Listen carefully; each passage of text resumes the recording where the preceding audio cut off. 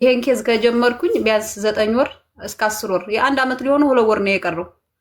እዚህ ከ3 አመት በፊት እዚህ መጥቶ ነበር። በዚሁ አጋጣሚ በውስጥ ብዙ ሰዎች ለምን ሳውዲ አልወሰድሽውም ለምን አንቺ ጋር አልወሰድሽውም ሲሉ ስለነበረ ለነሱ መልስ ለመልስ ይቅርታ አድርጊልኝና ሀቡዬ እዚህ ማንጣት ስለማልችል ነው። ከ3 አመት በፊት በባህር እኔና ያሬድ አንተዋወቅም። እኔ እናት ነኝ አውቀዋለሁ፣ እሱ ግን እኔን በአካል አያውቀኝም እና መጥቶ ነበረ። የ5 አመት ልጅ ሆኖ ነው ትቼው ስደት የወጣሁት እኔ። እንግዲህ ይቅርታ አድርጉልኝ፣ ስሜቴንም እያደበላለቅኩ ነው የማወራው። የግድላ ለማልቀስ ሞክራለሁኝ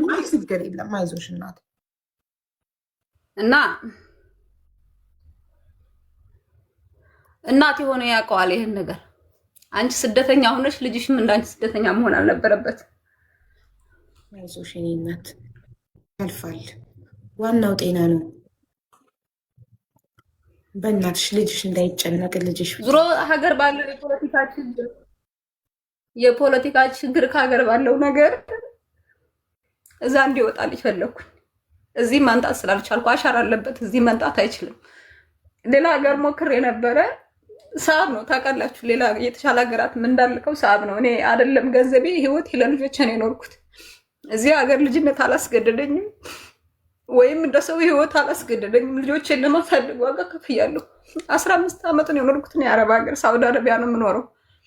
ያሬድ የ5 አመት ልጅ ነበር ስደት ስወጣ እና የራያ ቆቦ ልጅ ነኝ። እኛ አካባቢ ደንበር ስለሆነ ባለፈው የትግራይ ጦርነት፣ አሁን ደግሞ ያለው የፖለቲካ ችግር ወጣቶች ሰላም የላቸውም፣ እንደልባቸው መስራት አይችሉም።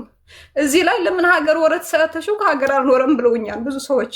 እሱን ማድረግ አቅቶኝ አይደለም ግን ካለው የፖለቲካ ችግር ይሞትብኛል ብዬ ፈራሁ። እዛ ፋኖ ሲያልፍ መከላከያ ይመጣል፣ መከላከያ ሲያልፍ ፋኖ። በዚህ መሀል ልጄ ችግር ላይ ከሚሆንብኝ እኔም ሰላሜን ስላጣው መስራት አልችልም በሰላም። ሀቡ እናት ነሽ፣ ወንድ ልጅ አለሽ፣ ታውቂዋለሽ አንጀት እንዴት እንደሚሆን። አይዞሽ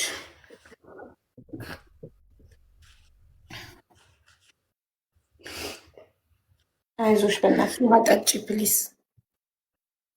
እና ከ3 ወር በፊት እዚህ ሲመጣ ደንበር ላይ ቆርጦ ሳውዲ እስከሚገባ እንቅልፍ አልተኛም ነበር። ፊቴ ማዳት ብቻ ነበር። በጣም ነበር የምጨነቀው። በሰላም ገባልኝ። ሪያድ መጣ። ከዛ በመጣ በ2 ወሩ ተያዘ። እንትን ነበረ ታስታውሱ ከሆነ ጥቁር ኬንዳ እየለበሱ እስር ቤት የሆነ ጊዜ በጣም ከባድ ስቃይ ነበረ። በዛን ጊዜ እኔ ልጅ ያሬድ እስር ቤት ነበረ። እናት ነኝ። በጣም ነበር የምሰቃየው። 2 ቀን ሳይደውልኝ ከቀረ ወይ አሞታል ወይ ሙቷን ነበር ብዬ የማስበው። በጣም ነበር የምሰቃየው። ስራ መስራት እራሱ አልችልም። ስሜቴን መቆጣጠር ስለማልችል አረቦች ያባሩኛል። ስራ ወጥቼ እንደገና በጣም ብዙ ስቃይ አሳልፌያለሁ። በጥቅሉ እዚህ ማንም መረበሽ ፈልጌ አይደለም፣ በጣም ስለታመምኩኝ ነው እንጂ ይሄን ጉዳይንም ሚዲያ ላይ ልጄም እኔም እንደወጣ አልፈለኩም። በጣም ቀለጤ ነው ልጄ። ምንም ነገር አያውቅም፣ ምንም ነገር አያውቅም። አባቴ ጋር ነው ያደገው፣ አያት ጋር ያደገ ልጅ ታውቃላችሁ። የፈሰሰው አቀጥ አድርጎ አያውቅም። ግን ዱባይ ችግር እንደሆነ ሀገሩን አውቃለሁ። ደላላዎች ጋር ችግር እንዳለ አውቃለሁ። ሀገሩ ብዙ ዋጋ እንደሚያስከፍል አውቃለሁ። ከሚሞትብኝ አማራጭ አጣው። በቃ እዛ ሄዶ ህጋዊ ከሆነ ከሰራ ይሰራን፣ ካልሰራ ደግሞ ቢያንስ እኔ ሰላም እተኛለሁ የሚለውን ነገር ነው ያሰብኩት። እኔን የሚያውቁ የሰፈር ልጆች ያውቃሉ። እኔ ስለ ልጆቼ ምን አይነት ህይወት እንዳለኝ ያውቃሉ። ምስክር ይሆናሉ እዚህ ላይ እና እንደዛ ብዬ ስንት ስቃይ አሳልፌ 11 ወር ታስሮ ኢትዮጵያ ገባ። ቀጥታ ሄዶ ደግሞ እዛ ሰላም የለም፣ ሁሌ ጦርነት ነው። ራያ ቆቦ አካባቢ የምትኖሩ ሰዎች እዚህ ላይ ምስክር ናችሁ። ሁሌም ጦርነት ነው፣ ሰላም የለም። ወጣቶች በሰላም ወጥተው አይገቡም። እኔ ምን ላድርገው? ልጄ መልሼ አልወጣው ነገር መልሼ አላረግዘው ነገር ከባድ ሆነብኝ። ስለዚህ ዱባይ ፕሮሰሱን አስጀመርኩ። የሆነ ማቀው ልጅ ነበር፣ ጆን የሚባለው ልጅ የመጀመሪያው ደላላ እሱ ነበር።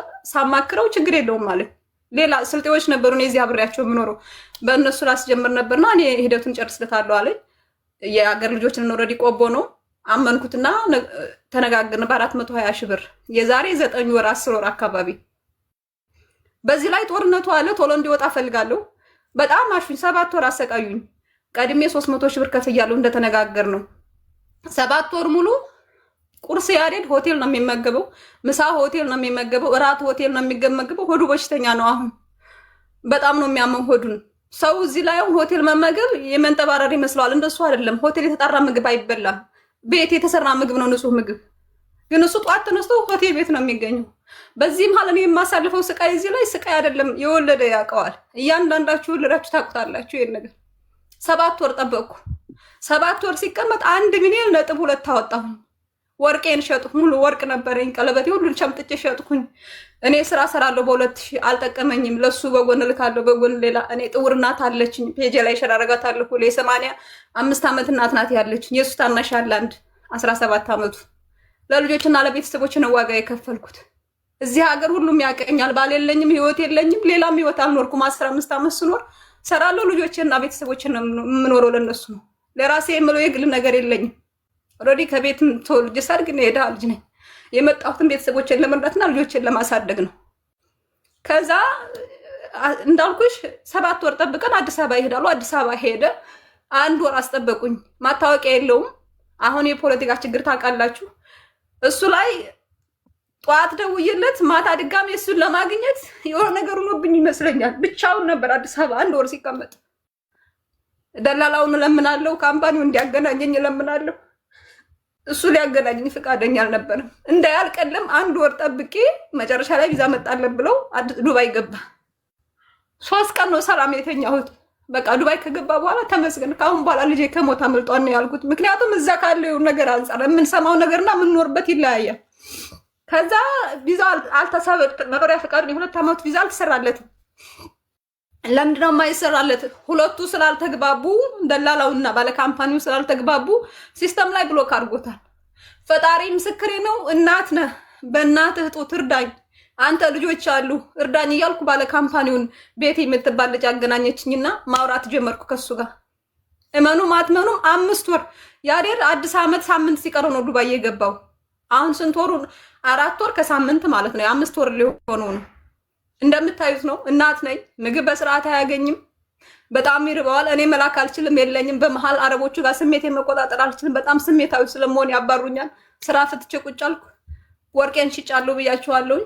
11 ሺህ ሪያል ከሰው ተበድሬያለሁ ከጓደኞቼ። ሰው ጋር ለሰላምታ ስደውል ብድር ፈልገሽ ነው አትሂጂ ነው የሚሉኝ። ቻልኩት፣ በቃ ያልፋን ብዬ በጣም ቻልኩት። ልጄ ሆዱን አንስቶ ፎቶ ልኮልኛል። አንጀቱ ከአጥንቱ ጋር ጀርባ አጥንቱ ጋር ተጣብቋል። ለጌች ነገርኩት፣ ላኩለት። ለባለ ካምፓኒ ጌታቸው ይባላል። እርዳኝ እባክህ፣ በቃ ምንም ነገር ይቅርብህ እርዳኝ አልኩት። አንዴ እኔ ምንም ማድረግ አልችልም ይለኛል። ገንዘብ ክፈይኛል። እሺ ከፍላለሁ። ተነጋገርን። ጓደኛው አናገረውና 6000 ሪያል እንድከፍለው 6000 ድርሃም እንድከፍለው ነገረው። ከዛ እሱ ጋር ተደራድረው 4000 ድርሃም እንድከፍለው ተዋዋልን። እሺ ብዬ 4000 ድርሃም እዚህ ተበዳድሬ ስራ ፈትቻለሁ። 3 ወር ተቀምጫለሁ። ሳውዲ ያላችሁ በዚህ አጋጣሚ ታውቃላችሁ፣ ስራ የለም በአሁኑ ሰዓት። ቤት 3 ወር ተቀምጫለሁ። ብር ከየት አባቴ ላንጣ? ተበዳደርኩና 4000 ድርሃሙን አስተላለፍኩ። ስራ አለት ስለው እሱ በሚፈልገው ሰዓት አለመዘጁ ነው ሊሰራለት የሚፈልገው። ቃራማ ይቆጥራል። ዱባይ ያላችሁ ታውቁታላችሁ። በቀን 50 ድርሃም ነው ቃራማ የሚቆጥረው። እባክህ ጌች ተባበረኝ እባክህ። ልጄ ምንም ነገር አያውቅም፣ ወጥቶ አያውቅም። እኔ ነኝ ሰዓት ላይ የጣልኩት። ሰላም የለኝም። እኔ ስለ ገንዘብ አይደለም የምጠይቅህ። እንደው ለምን ሁላሊቴን ላውጥቼ ማልሸጥ። ልጄ ግን ሰላም የለውም። አንደኛ የሚጨነቀው እሷ ይሄን ሁሉ ዋጋ እየከፈለች ደሞ አንጠጥ ለኔ ይለኛል። ቢጨንቀኝ ያሬድ ሰው እኮ ለውሽማው ለወይም ደግሞ ለሚያፈቅረው ሰው ገንዘቡን ያወጣል። እኔ እኮ ልጄ ነህ፣ ያብራኬ ክፋይ። ምን አለ ህይወቴንስ ብሰጥ? ለምን ስለ ገንዘብ ታስባለህ? ይሄን ያህል ዓመት ኑረሽ እኔ ደርሼ አንቺን መርዳት ስችል ግን አንቺን አሰቃየሁሽ ይለኛል። ስሜቱን መግታት አልችልም። እሱ በጣም ነው የሚሰቃየው። ራቡ ብቻ አይደለም እንዲከሳና እንዲበሳቆል ያደረገው እሱን ሐሳቡ ብቻ።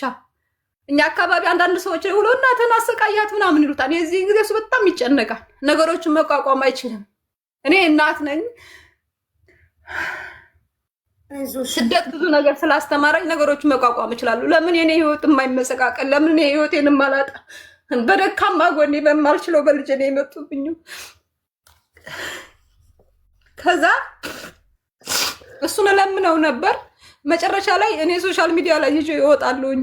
እርዳኝ ለምኘው አለኝ። ምልክለት ዋትስአፕ ላይ አለ። ሁሉም ለሱ ምልከው አንድ ምላፊ ቃል ነው እሱን ተናግሬው አላውቅም ከልመና ውጭ። ባለ ካምፓኒውን ማለት ነው። እና አንዱ ወደ አንዱ ያስተላልፉሻል። አንዱ ወደ አንዱ ያስተላልፉሻል። እገሌና አውሪው። እነሱ እኔን ማውራት ሲከብዳቸው እገሌና አውሪው ይሉኛል። እማላውቀው ሰው ጋር እጄ ላተማለሁ። እንደገና ለማስረዳት ሌላ ችግር። ይሄን ያረገሽ ደላላ ነው። በቃ እሱ አንዴ ፌል አረገ። ተበላሁ። 420 ሺህ ብር ተበላ። አልጠየቅኩም ገንዘብ። ቪዛ አሁን ይሳብለትና ቢያንስ ልጅ ተረጋግቶ ይቀመጥ፣ እኔም ሰላም ላግኝ ነው እያልኳቸው ያለሁት። መጨረሻ ላይ ብሎክ አድርጎኝ ሄደ ባለ ካምፓኒው ማለት ነው።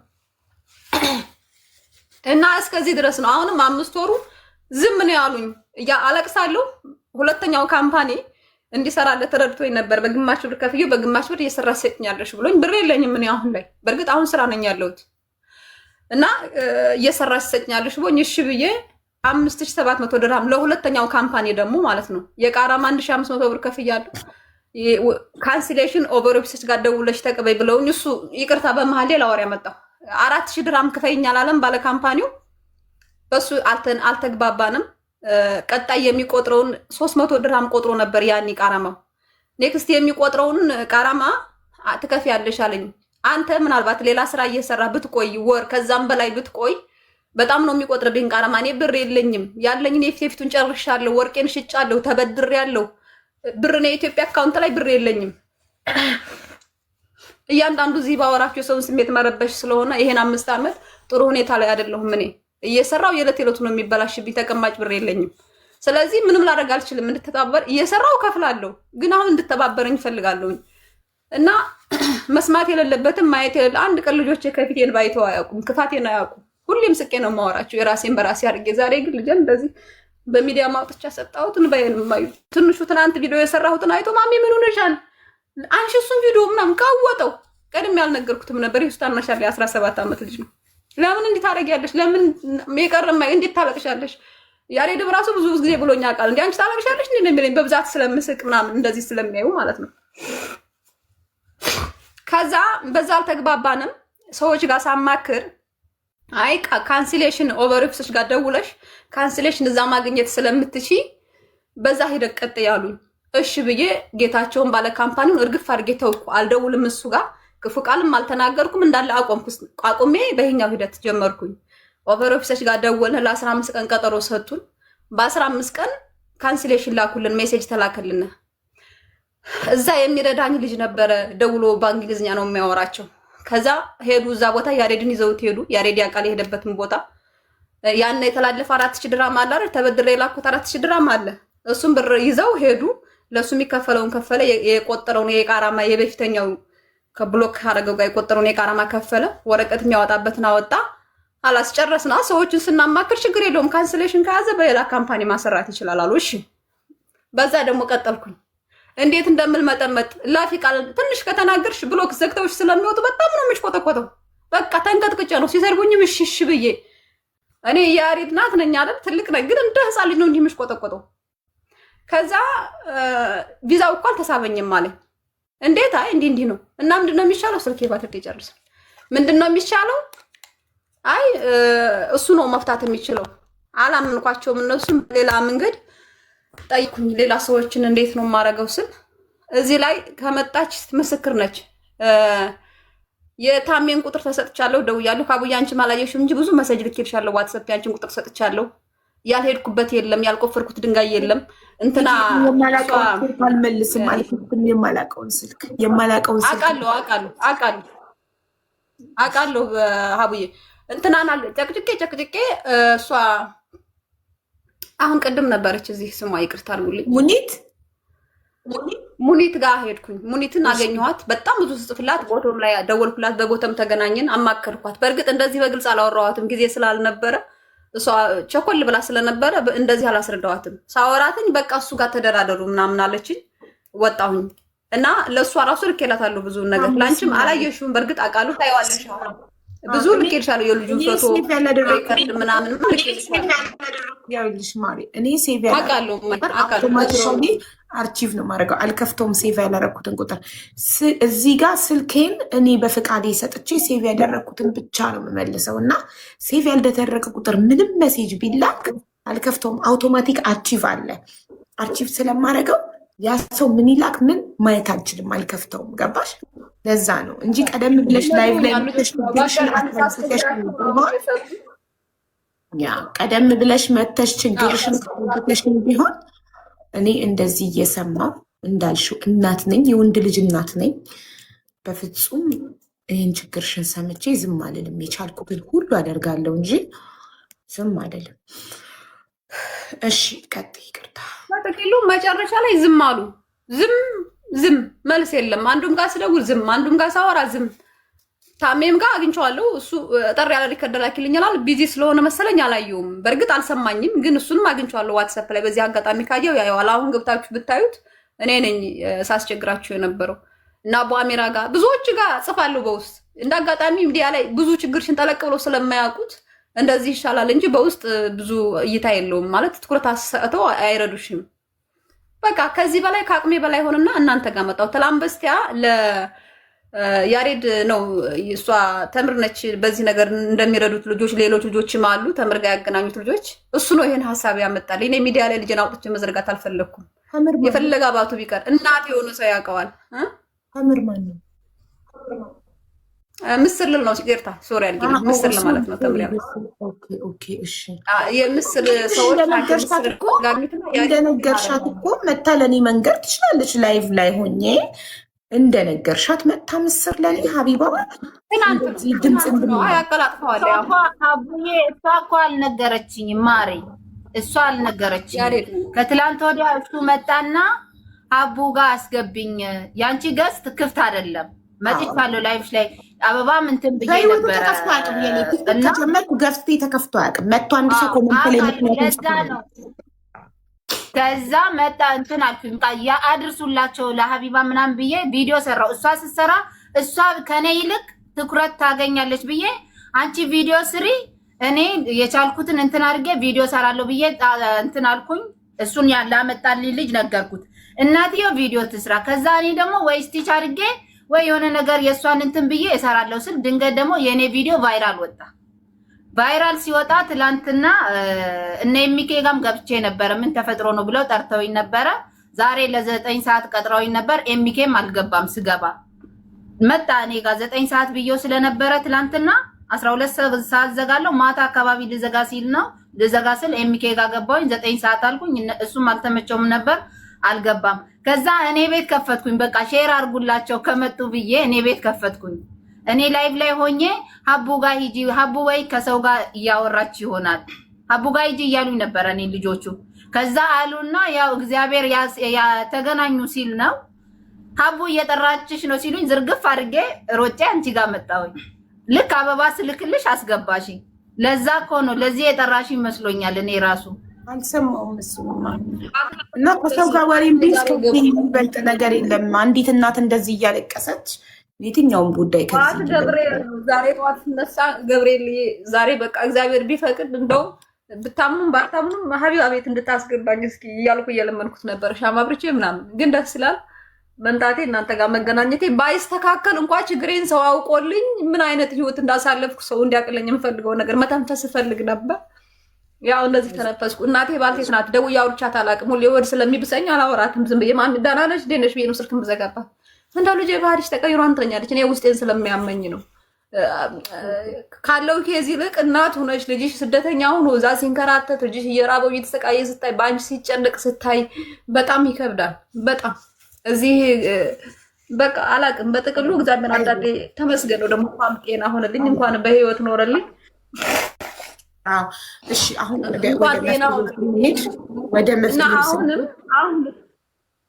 ወደ መፍትሄው ስንሄድ ብሎኩን ማንሳት ያለበትን ካምፓኒ ገንዘብን የጠየቀው ወይንስ ምንድን ነው? ቅድም ያሬድን ጠይቄው ካምፓኒው ካንስሉን ለማንሳት ብሎኩን ለማንሳት ምንድን ነው የሚፈልገው? ገንዘብ ነው? እኔ አንድ ነገር ይኸውልሽ በጸባይ መፍታት ነው የምፈልገው። ይሄ ካምፓኒውን መስደብ፣ ግርግር መፍጠር ምናምን የልጅሽን ኬዝ የበለጠ ያበላሸዋል እንጂ ምንም አያደርገው። ብሎክ ያደረገ አካል ነው ብሎክን ማንሳት የሚችለው አይደል? ካለበለዚያ ጉዳዩ ወደ ፍርድ ቤት ይሄድና ይሟዘዛል። አመታት ልጅሽ ያለ ስራ ህገ ወጥ ሆኖ ኢማራት ላይ ሲንከራተት ፍርድ ቤት ለፍርድ ቤት ይቀራል። ብዙ እንደዚህ አይነት ኬዞችን ስለማቅሶ መፍታት ያለብን ምንድን ነው የሚፈልገው? የድርጅቱ ባለቤት ካንስል ያደረገው ብሎክ ያደረገው ብሎኩን ለማንሳት ስንት ጠየቀ ወይንም ምን አለ? ኦኬ ለሰዎች ሲያወራ እነዛ የሱ ጓደኞች የሆኑ ሰዎችን ያወራቸው ከፍዬ ነው ያዘጋሁት። ብር ብሎ በአፉ አልወጣም ብሎኛል፣ ግን ከፍዬ ነው ያዘጋሁትኝ። ገንዘብ እንድንከፍለው ይፈልጋል ነው ያሉኝ እነሱ ማለት ነው። አንዳንዴ በብዙ ነገር ስትወጊ ማመን አትችይም ሰውን። እኔ ደወልኩለት፣ አናገርኩት። ምንድን ነው የምትፈልገው? ለምንድን ነው እንደዚህ የምታንከራትተኝ? እኔ እናንተ አንተዋወቅም። እስከመፈጠሩ የማላውቀው ሰው ነው።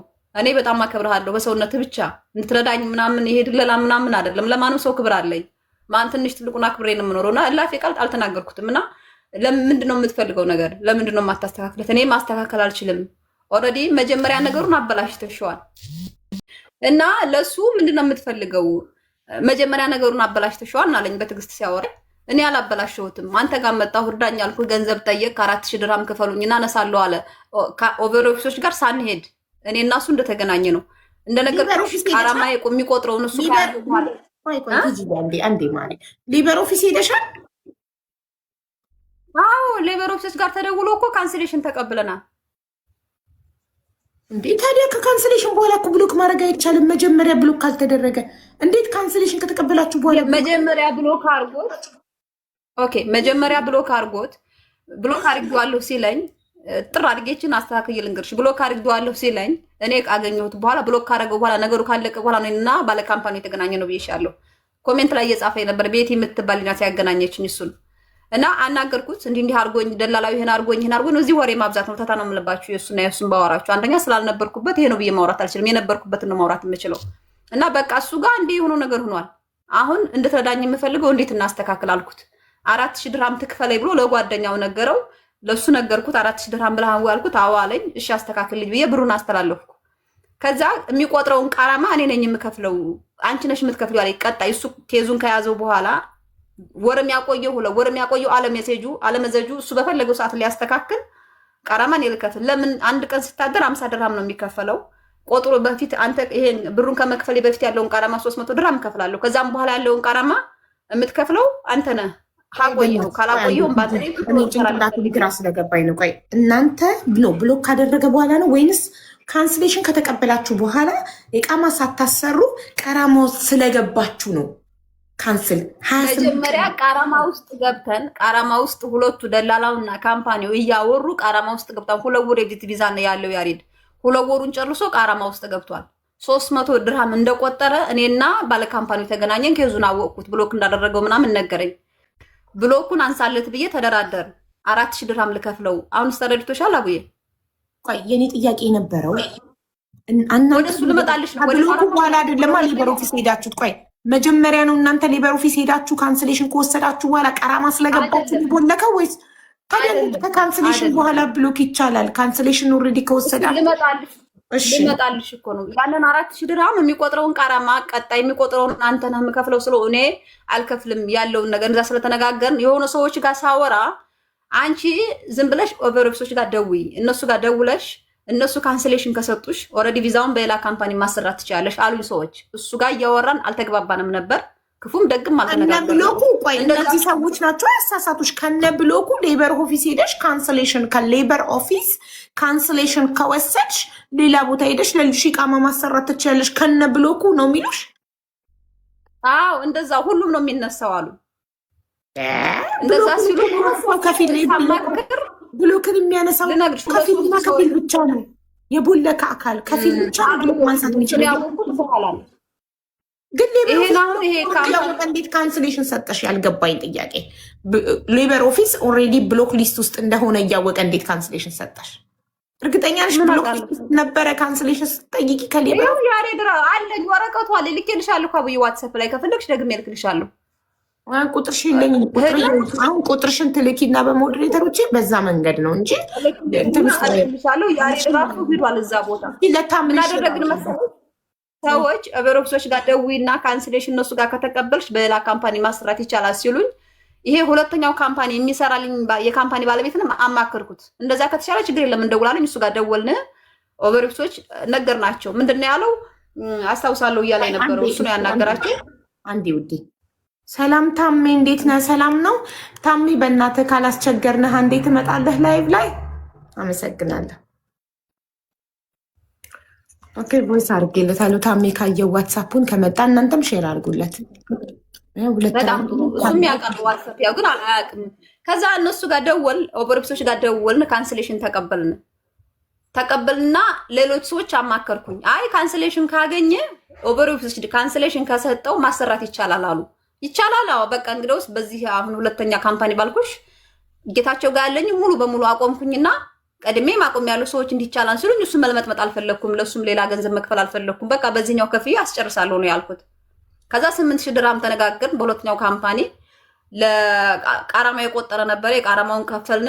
ወረቀት የወጣበት 300 ምናምን በጥቅሉ 1700 ድርሃም ከፍለው ያሬድ ጋር አብረው ሄደው እዛ ቦታ 2 ቦታ ሄደው የሆነ ቢጫ ወረቀትና ሌላ ወረቀት አለ። ለታሜ በውስጥ ልኬልታለሁ ከመጣ እነግረዋለሁኝ። ኦልሬዲ በደንብ አላወራም፣ ኬዙን በደንብ አያውቅም እንጂ አውርቶኛል። ሪከርድ አድርጎልኛል፣ ሁላጠር ያለ ሪከርድ። ከዛ ያንን ካንስሌሽን ይሄ ማን ነው በሁለተኛው ካምፓኒ ተሰራለት። የሚከፈለው በግማሽ ገንዘብ ከፈልኩኝ። ሂደቱ ተጀመረ። ቪዛው ሊሳብ ሲል አይቻልም አለኝ። ለምንድን ነው የማይሳበው?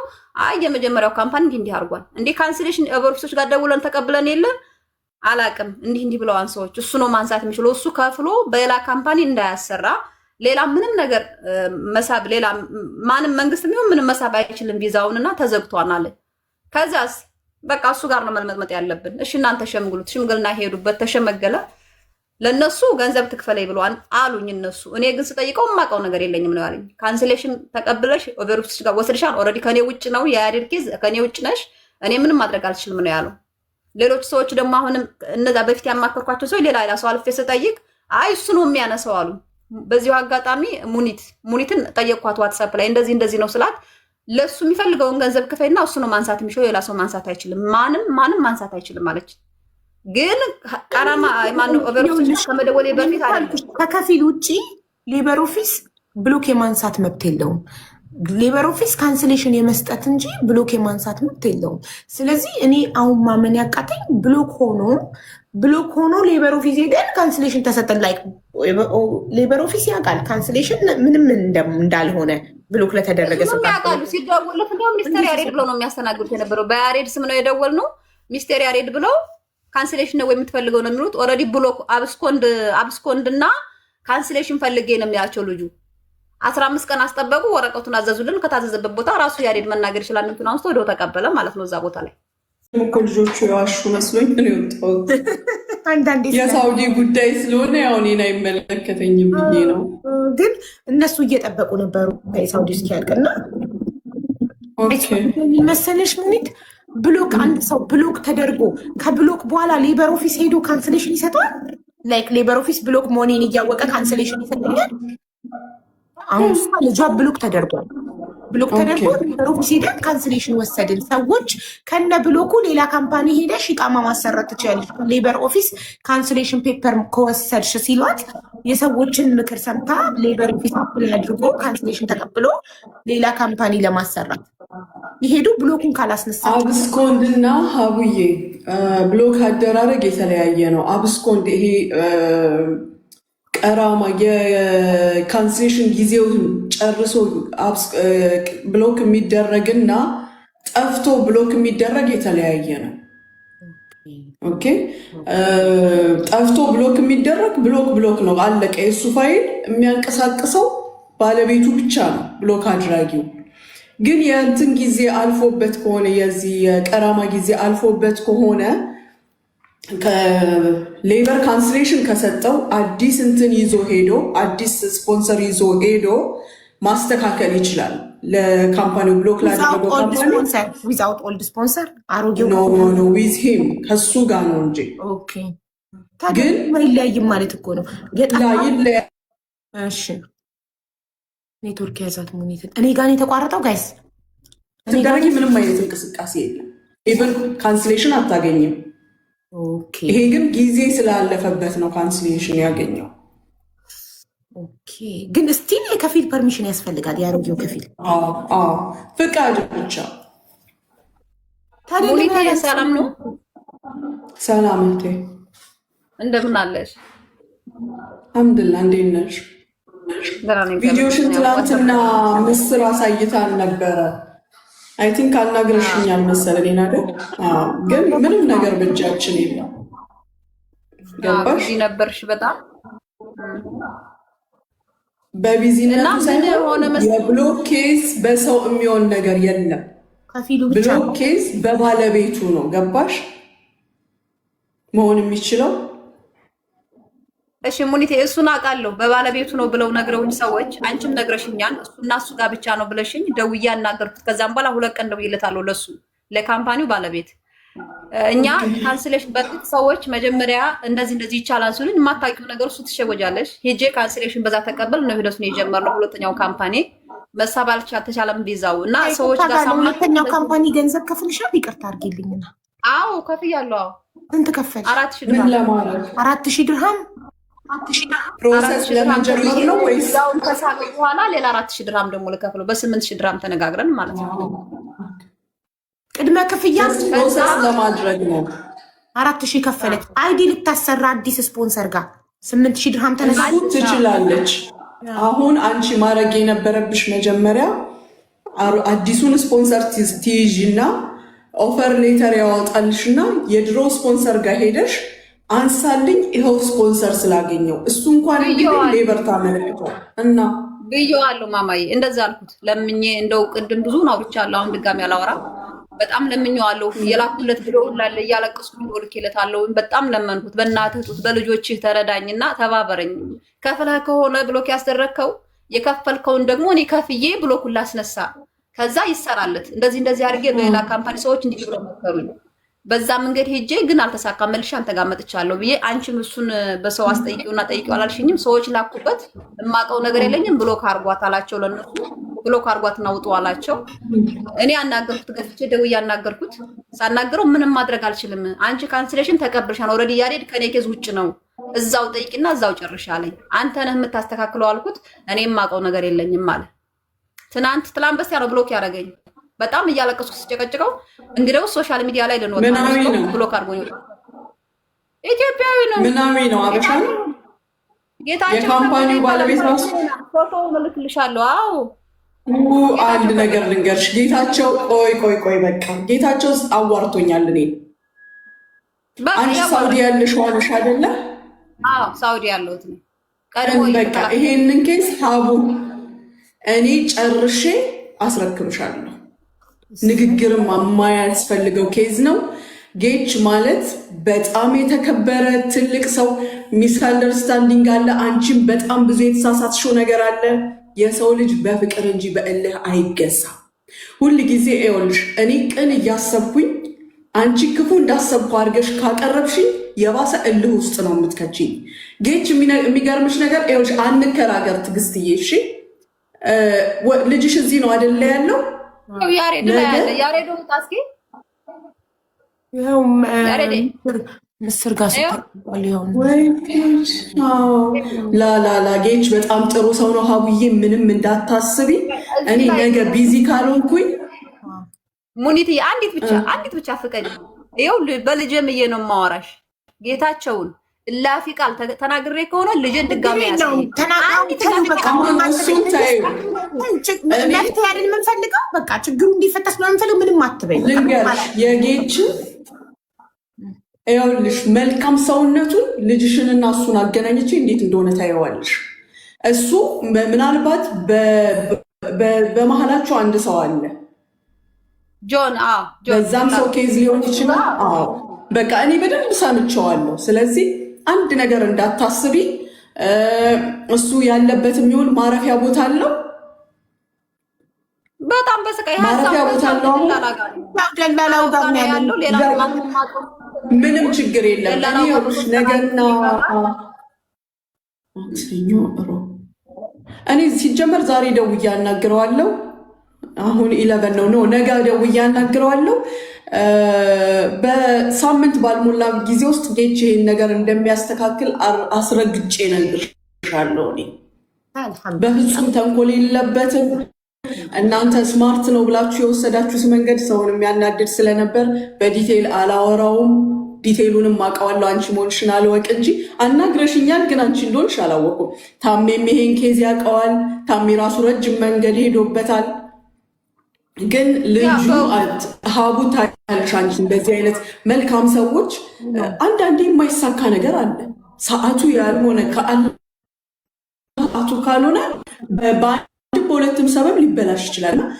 ለባለቤቱ መተው ሲገባን እኛ የተሻለ እናውቃለን ብለን የምንተጣጠፋቸው ነገሮች ራሳችንን ይሰብረናል። አንዳንዴ እየወቀስኩሽ አይደለም፣ እናት ነሽ። ለልጅሽ ስትይ ሰማይ እንደምትዋጥጪ አውቃለሁ፣ እረዳሻለሁ በደንብ። ግን ኢንሻላህ አላህ ያግዘኝ። ይሄ ነገር የትም እና የትም ሳይሄድ አስተካክለ ነው መተሽ ለሀቡ ትነግሪያታለሽ። በቃ አርታት ትነግረኛለች፣ እኔ እነግርሻለሁ። ዝም ብለሽ ምናምን እንዳትደውይ ሙኒት ጋር ምናምን እንዳትጨቃጭቂያት አስሪ ምናምን። እሺ ቢዚ ስለሆነች ትጨርስ፣ እሱ ጋር ተነጋግራ ትጨርስ። እናንተም እናት ናችሁ፣ ተረድታችሁኝ ቃል ስለገባችሁልኝ አመሰግናለሁ። ስላደመጣችሁኝ አመሰግናለሁ። ምንም ልባል ምንም ጥፋተኛ ከሆንኩ ጥፋተኛ ነኝ፣ ይቅርታ ጠይቃለሁ። ብቻ የልጄ ኬዝ ይስተካከልልን። ልጄ እንዴት እንደቀጨች አሁን የቪዛ ኬዝ ሀቡዬ ረጃጅም ጊዜ ይወስዳል። ስለዚህ ትዕግስት አድርጊ። ሽማ ቲጂዬ አንድ ነገር ልንገርሽ፣ ይሄን ያህል ቆይተሻል።